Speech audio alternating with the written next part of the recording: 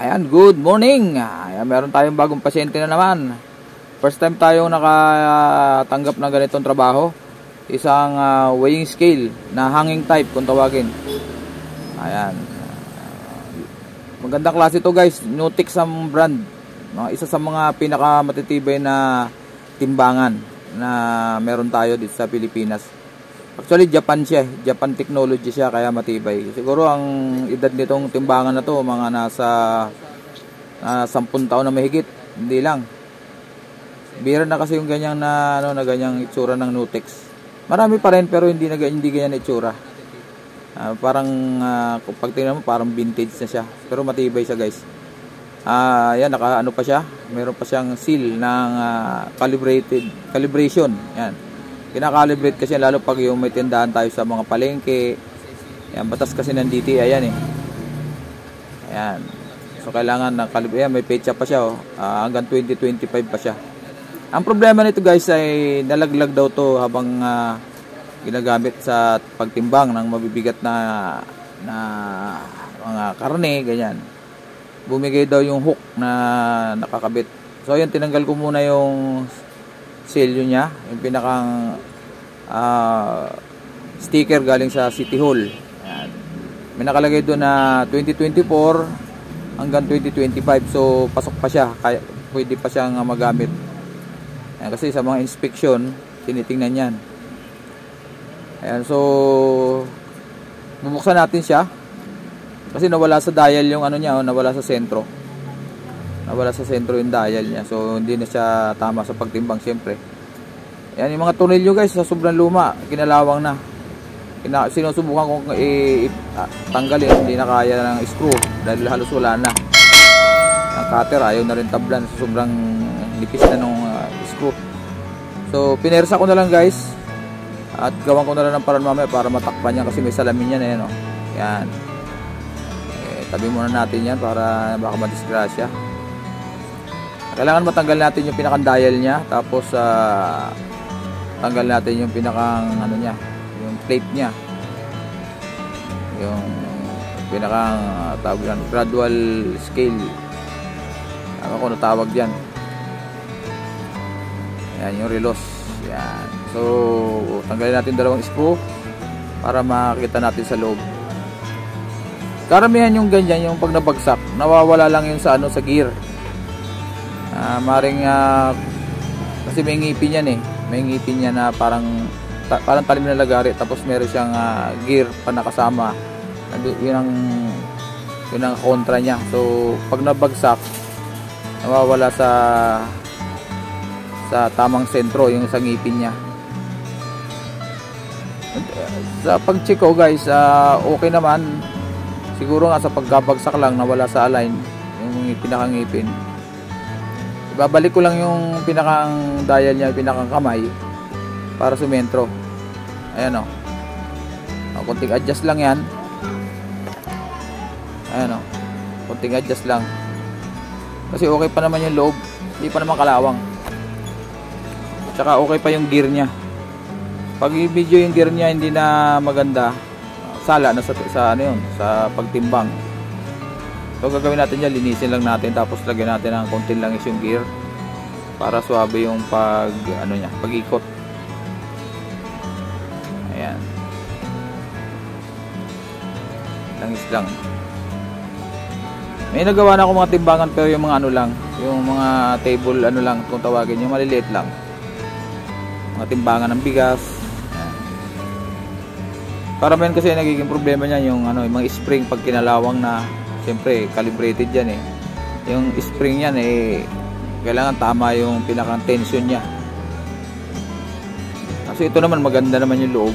Palibasa nga matibay itong Nutix na to, kaya yan lang isang kulang, konting linis. Yan. Tapos tatakpan natin. Testingin muna natin kung medyo okay na siya yung dial niya, kung tama, sentro na sa 0.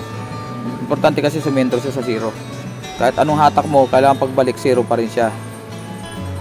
Ayan, tatakpan ko lang muna guys para malaman natin kung okay na.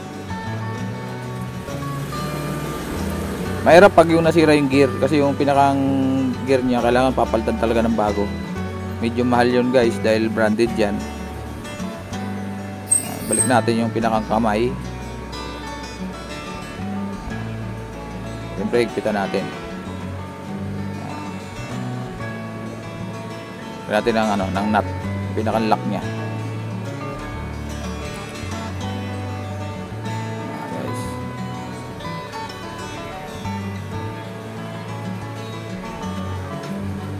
Higpitan natin para kasi gagalaw. Nakataas yung camera, nakababa yung camera ko. Ayan, so kung mapapansin nyo, sa baba kita medyo sentro na siya. Hindi kita sa ano, nakatungo pala yung camera ko guys, pero mamaya papakita ko sa inyo. Ayan, bumabalik na siya kahit na, yan, yan. Yan, kunting adjust na lang yan sa pinakang adjuster sa taas. Ayan o. Kabilaan yan guys yung dial nyan, sa kabila ganun din, meron din. Siyempre kung ano yung reading dito, kailangan ganun din sa kabila. Siya na guys, at medyo ano, hindi ko napansin yung camera ko pala, medyo nakatungo. Ayan. Pero kita nyo, zero na yan. Ayan. So ganun lang ang naging problema niyan guys, nawala lang sa allen kanina sa pagkabagsak. Kasi kanina nandun sa pag binitawan mo, dito sa may 4 o kaya dito banda sa ano, parting left side, halos nasa number 4 kilos yung ano niya, diferensya niya. So ayan, linisin lang natin tong cover, pati yung salamin mamaya ugasan natin para medyo malinaw naman ng konti kasi sobra dumi. Ayan, at itong pinakang cover lock niya, aluminum siya guys, kasi ngayon mga bagong labas ngayon, ano na siya, yung yero, yung chrome. Kumbaga sa ano, plated lang siya, pero ito aluminum talaga siya. Yun ang sinyalis na talagang mga luma pa siyang mga labas. Bira na yung ganyan guys, yung pinakang ring niya na aluminum. Kaya ako nasabi na matagal na talaga siya. Corroded na nga eh. Linis ko lang ng konti. Sige pa natin para pag lock mamaya. Ayan. Ayan yung salamin, hugasan natin yan para ayan. Linisin lang natin, tapos lagyan natin ng mamaya yung pinakang cover kasi wala na siyang lock, wala na siyang tornilyuhan. Gawan ko na lang ng parang, siguro lagyan ko ng adhesive o kaya yung pantapal ng kaldero, yung aluminum. Pwede na yun. Huwag lang matanggal kasi may salamin kasi baka malaglag, mabasag. Paliwanag ko lang sa kliyente na wala nang tornilyuhan. Naiwan na yung ano, yung screw dun sa pinakang katawan niya, mahirap na magtanggal. So ayun na lang, inugasan ko guys para medyo malinis naman, para malinaw yung loob ng dial niya. Ayan, tinakpan ko na guys, tingnan nyo yan, medyo malinaw na ng konti. Ayan. So sa kabila, ayan, bagong dial. So yung kabila hindi ko nagalaw, kaya nakadum pa rin siya sa may parting ano, 8, ayan, 7.8, 7.5 dial niya. So dapat naka-zero yan. So yung kabilang dial na ayos ko, sinentro ko na. Tatanggalin din gagawin ko rito. Tatanggalin ko yung dial. Tapos isasentro ko lang siya. Ganun din lang naman yung ginawa ko sa kabila, ganun din. Isasentro ko lang din siya. Pero bubuksan ko pa rin yan para malinis, matanggal yung mga alerkabok. Saka may mga agiw-agiw sa loob eh. At malagyan na rin ng langis yung gear. Kasi may gear din dyan sa kabila eh. Pero synchronize yung pag-ikot niyan guys. Synchronize siya. Ang sa kabila kasi hanggang 10. Yan, 10 kilograms. Medyo mahigpit na nga dito, hirap tanggalin ng tornilyo. Ayun, may ginatanggal.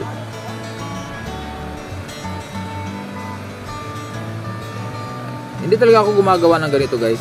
Kaso lang pag tingin ko kaya ko, binubuksan ko.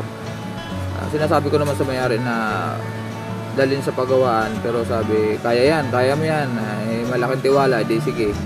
Sabi ko pag di ko nagawa, sa kanya dalhin sa ano, sa pagawaan. Pero tingin ko yun lang talaga problema. Ayan, nalagyan ko na guys ng ano, yan, kita nyo mayroong aluminum na adhesive. So 0-0 na siya, ayan, ang magkabila. Lalagyan pa yan ng plate, yung pinakang sinasabit yan sa ilalim na parang plato. Madali naman i-adjust yan. Tinesting ko lang dito na wala pang nakasabit. Ganun din naman ang ano yan eh. Pag pinatong mo, pag sinabit mo kasi yung plate, siyempre magkakaroon siya ng panibagong timbang. So maaaring maging ano yan, mga 2 kilos. So depende sa bigat ng plate niya, hindi ko pa nakikita eh. I-adjust na lang natin doon sa may pinaka-adjustment sa taas. May adjustment yan eh. Ayan guys, siguro matutuwa na yung customer kahit paano dahil nagawa natin ang paraan. Oh, Matsuki TV, maraming salamat.